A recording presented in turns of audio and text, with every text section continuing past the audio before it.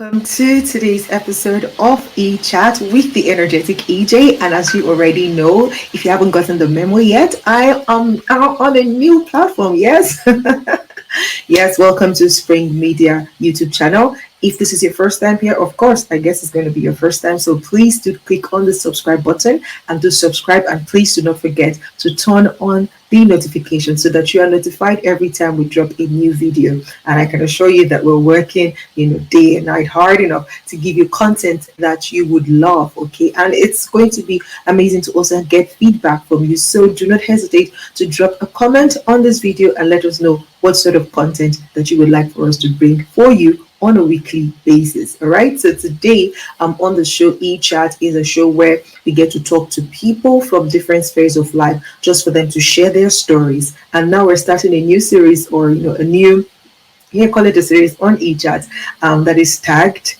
How It Started versus How It Is Going. I mean, this is not a new concept. It's a concept that is already, viral on the streets of social media. And we are just riding on that to bring to you different personalities from different spheres of life and from different part of the world to say how they began their journey and how it is going for them. And to kick that off today, I'm going to be talking to Nisha Shivram.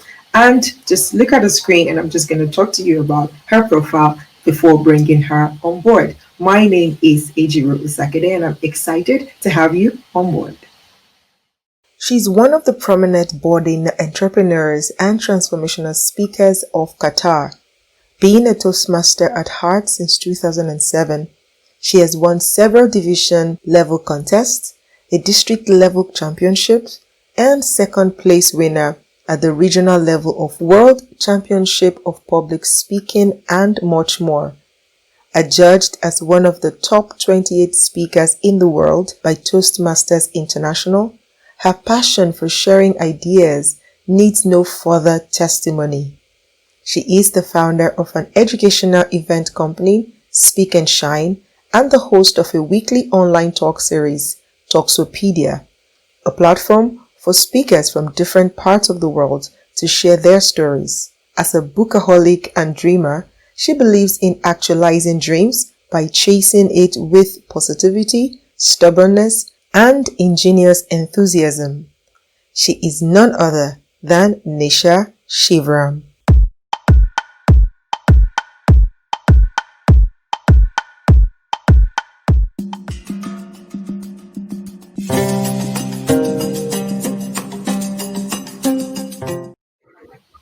All right, guys, I'm back with my guest, Nisha Shivram. How are you doing, Nisha?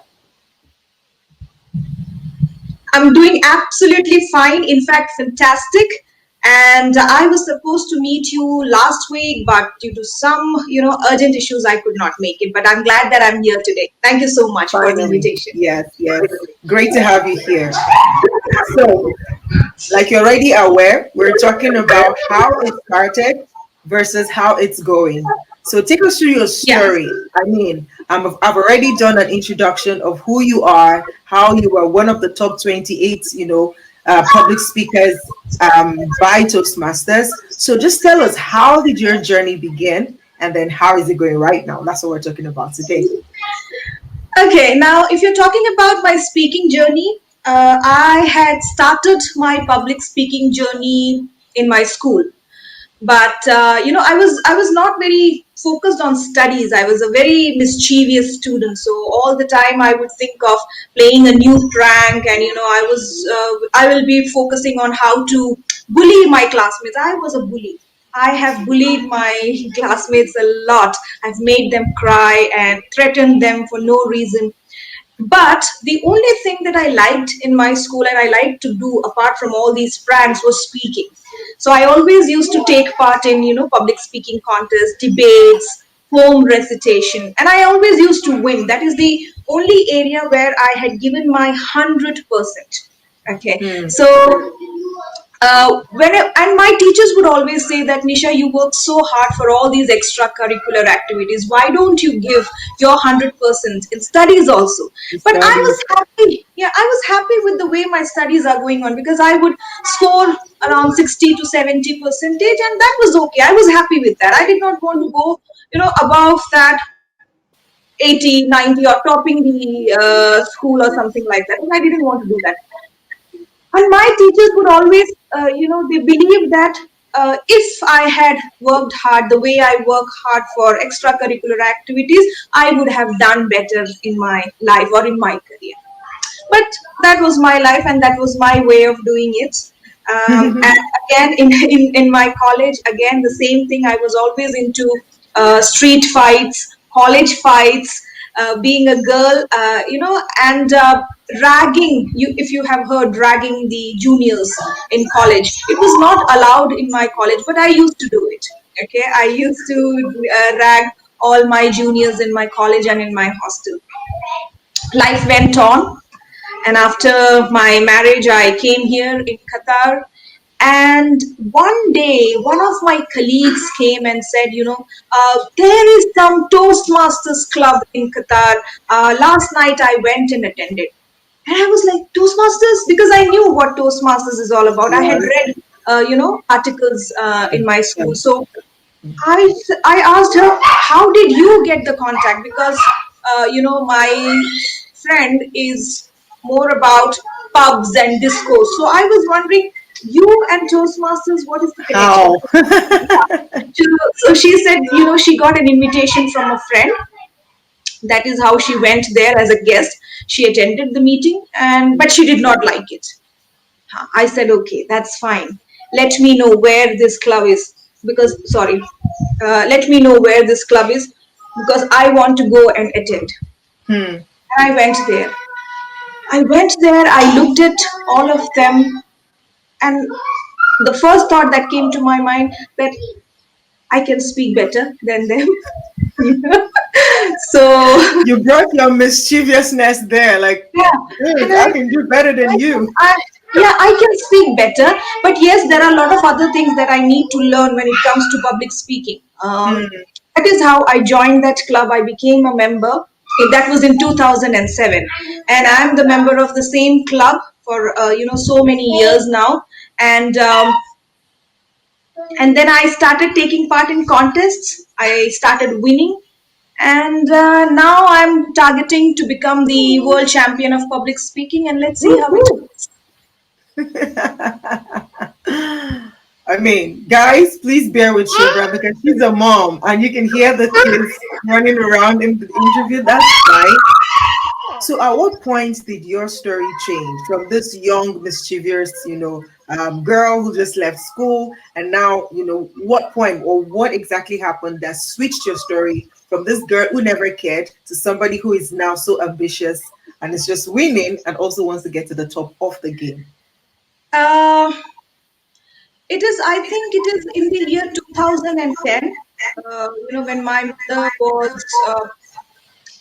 was on her deathbed and I went to meet her. And though she didn't say a word, she didn't speak to me.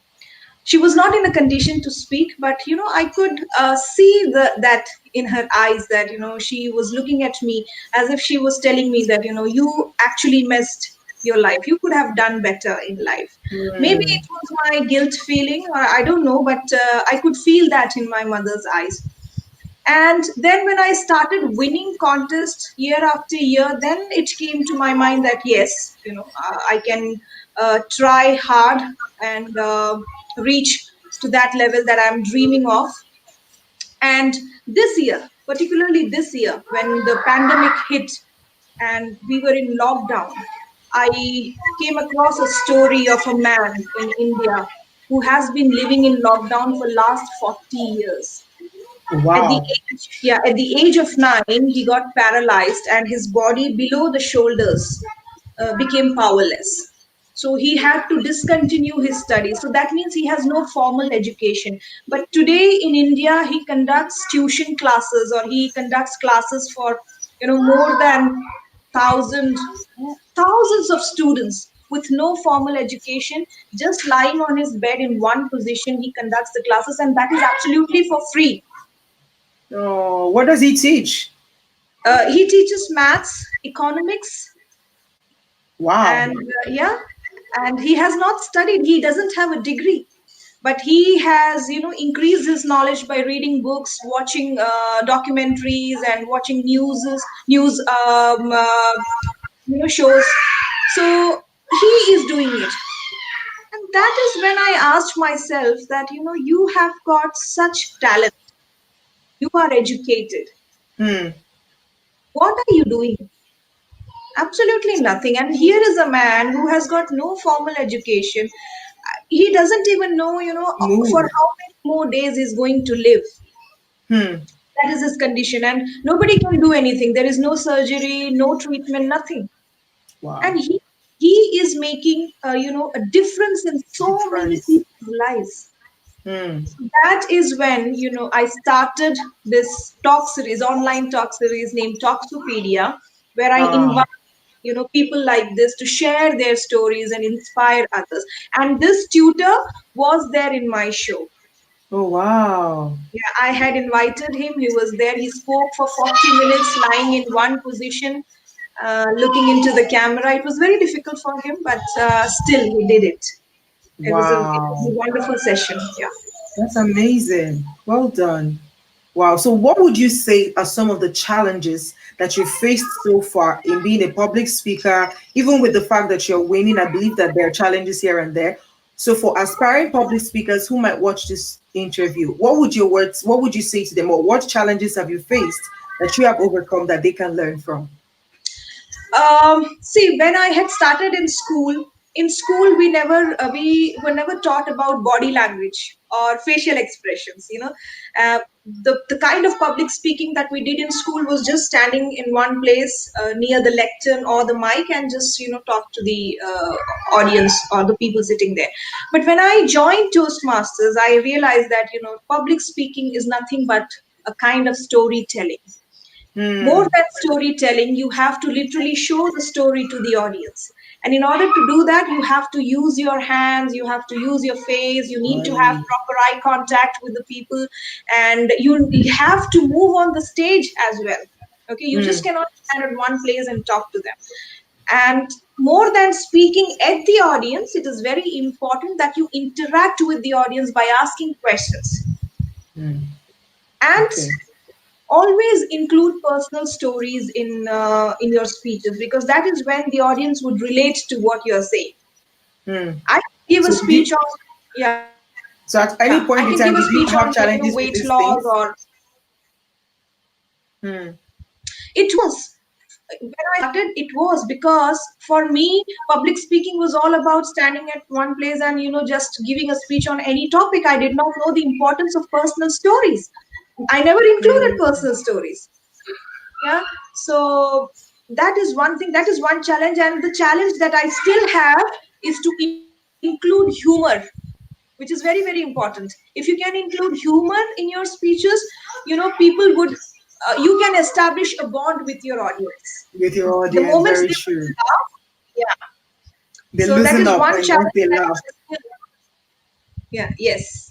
You think that So you think it's learnable, right? It's a skill that you can pick up, yes? sorry, was what is it, Is what that is the as question? like adding humor to your talks? Is that a skill you can learn? Or do you have to It be a is. naturally funny person? No, there are people who are naturally funny, okay, but Mhm. it can be learned. It can be learned. It's a skill. Fantastic. The only Yeah. thing is it should look natural, even though you And have not learned forced. it. Yes, you need to practice it so much so that when you will deliver it, people should feel that, oh, it's coming so naturally to her. Hmm. Fantastic. So tell us, what are your current goals that are going? What's going on with you now? I know you started your Toxopedia this year, but right now, what's going on with you? There are a lot of things that I'm working on. I'm trying to get few. I would not say celebrities, but people who had Influence. um, started from the scratch, and now they have reached at a very high level, Oh, and hmm. people who have faced a lot of challenges. There are a lot of people out there, especially in India, with a lot of startups. There are young women who have who have turned into entrepreneurs with their startups, so I'm trying to get them on my show. That is one thing. I'm planning to write a book as well, which I would definitely do with all the naughty things that I have done. I would like to share this with the world through my book. And yes, the world championship title is still there. So yes, that When is are you also. planning to go for that one? See, the contest will begin in January, Oh, okay. and there are different levels. So we move Levels, from the okay. clubs to the area and all. So if I win all the levels, then probably in the month of August 2021, I will be there on the stage Woo! competing for the That's title. that's Yes. so that's that's such a big goal. I wish you all the best with that. I hope that you're able to climb up to that level. And as you do that, inspiring other young women out there. Before we go, tell us something fun about you. Uh, I'm very lazy. Really? Yes. Yes. How come?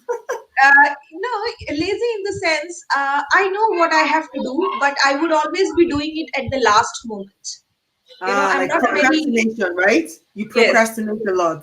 procrastination, correct. So, and I'm not very organized. So I know that, there are a list of things that I need to do, but I will be doing it at the last moment. So I will be like, okay, not today, tomorrow, tomorrow.